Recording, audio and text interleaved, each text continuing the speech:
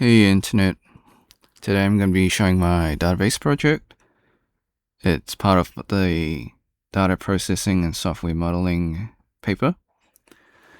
So as you can see, we've got the GUI. Before we go any further, I have to make a disclaimer. So the company is real, but there's no affiliation between me and the company. I selected this company because it met the academic requirements. It's a real company with 200 employees. It had ways to be verified, so a website, LinkedIn, and so on. So the company is Grinding Gear Games. So what this database is tracks the highest sales of cosmetic skins for the player, and it also flags underperforming skins. So the game in question will be Path of Exile, and the new one, Path of Exile 2. Okay, so this database is on my GitHub, which is in the pinned comment. You can check it out if you want to. So as you can see, this is a demo account. We've got analyst, marketing, developer, and finance. So obviously you wouldn't be giving out the username and password for everyone to see. This is demo purposes, so for cybersecurity reasons, you don't do that. That's obvious, but I had to state that. So different accounts will have different permissions. Some will be able to read only, some can only download the CSV, PDF, and JSON. So analyst has full permission, so that's the one that we're going to be using.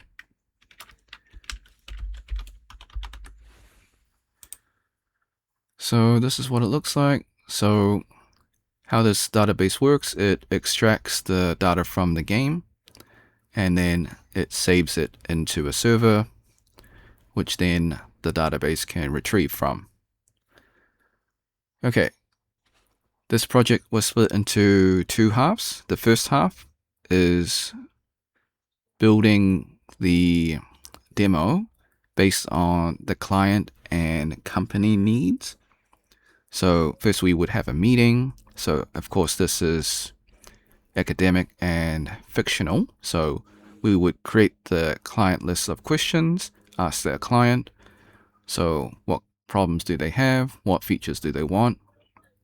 From there, we break it down into functional and non-functional requirements. And then we work our way through and create the demo using object-oriented programming. So this database is created in C++ because that's what the professor preferred and is familiar with. And then in the second half, we would refine it. So of course we would be using solid principles as well.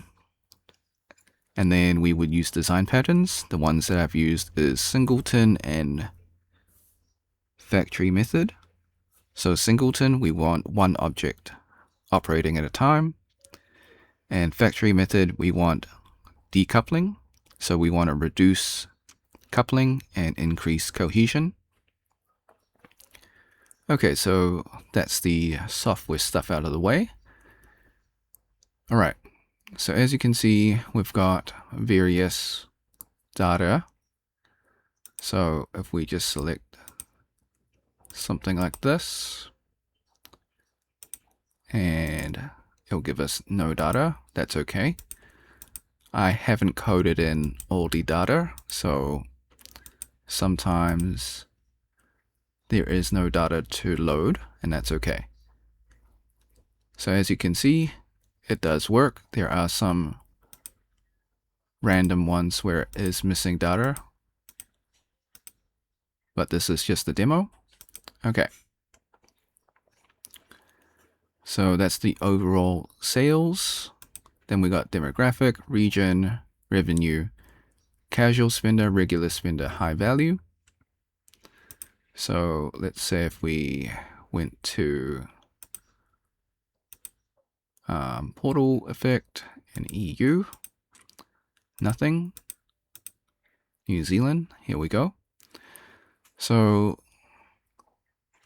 the data extracted right now, or it's displaying, is simply just hard-coded fake data for demonstration purposes. But it does have the ability to use the API from the actual game engine and store it on a server. So revenue trends, it's just the time period and the revenue, as you can see. So looking at numbers, it's not very interesting, but we can extract that data and then turn it into a graph, which is probably more useful in board meetings. So as you can see, the green peak is the highest sales, the red is the trough, the lowest sales, and we got an average line. So we got peaks and troughs. So we can see which days or which month is doing well, which one isn't.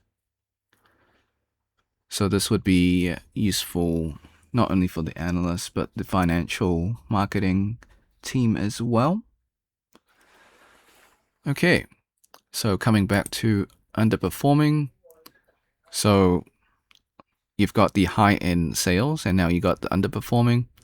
This would let the developers know that they should shift their focus on high-performing skins rather than low-performing ones.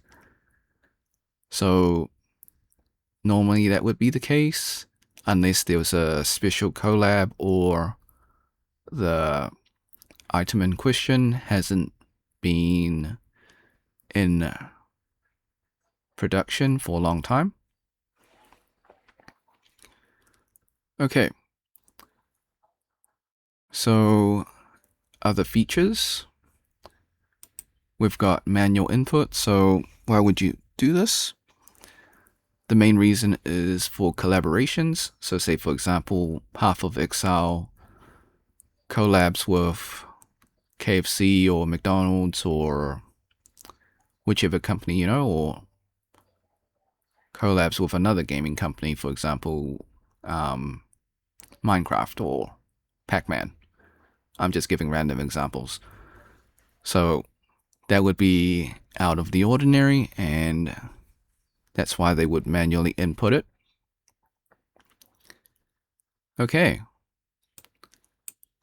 And then, of course, for the data analytics side, we can save these data into a CSV, as you can see. So we can do so, and we can do it for the PDF and JSON as well. Okay. So there's a logout feature, of course. There's a hide menu button. Perhaps you want to screenshot the data like that, although I prefer it to be fully stretched out. And then on the right hand side, it tells you what account you're using. So you're using the analyst. So if it's marketing, finance, developer, it will change. Okay, so that is my database demo. And once again, my GitHub repo is in the pinned comment. You can check it out. So the grade that I got was A+.